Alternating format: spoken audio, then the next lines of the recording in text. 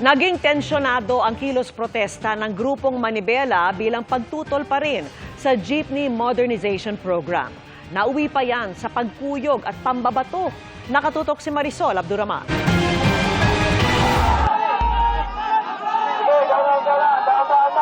Kasing init ng panahon ng sitwasyon kanina sa Welcome Rotonda sa gitna ng kilos protesta ng grupong Manibela para sa kanilang panawagan na no to jeepney phase out. Hindi sila nagpatinag sa mga pulis na pumwesto roon. Nananawagan din sila sa Pangulo na dinggin ang kanilang hinaing. Ito po yung totoong majority na dapat ito yung pakinggan mo.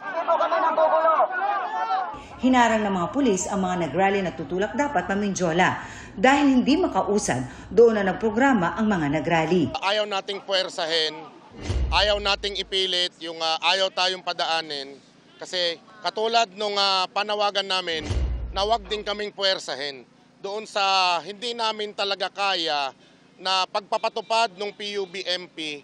Target sana ng grupo na makarating sa Mendiola pero dito pa lang sa Welcome Rotonda, hinarang na sila ng mga pulis kaya dito na lang sila nagsagawa ng kanilang pagkilos. Ang problema, hindi lang sila nakaabala kundi talagang ayan, naharang na nila yung kalsada dyan sa Quezon Avenue, papunta sana ng Espanya kaya yung mga papuntang Maynila, grabe ang kanilang naranasan.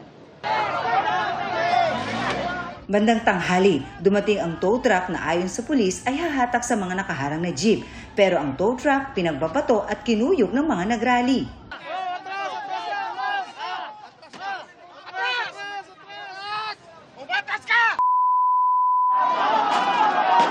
Ang ilan ng bato pa.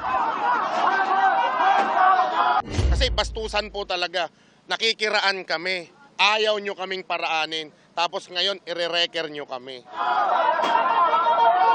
Ang mga nambato dinampot ng mga pulis. Pero paglilinaw ng ground commander, walang pag-arestong nangyari. Pinasipay lang kasi medyo nagkaroon na ng konti commotion doon. Ang mga media, huwag yung ano eh. Ang rally ng grupo nagdulot ng matinding trapiko. Ang ilan sa mga nakausap naming motorista na late sa pasok sa eskwela at trabaho. Perwisyo sila, boss! Perwisyo. Nakaka-perwisyo po sila sa ibang tao. May mga pasok pa po. Late na kami, alas 11 po pasok namin. No? Perwisyo din, kahit pa paano. Merong ilan na naiintindihan daw ang hinaing ng mga tsuper at operator. May pinaglalaban din naman sila. Pero giit ng grupo, hindi raw sila dapat ang sisihin kung bakit hindi nadaanan kanina ang Espanya southbound.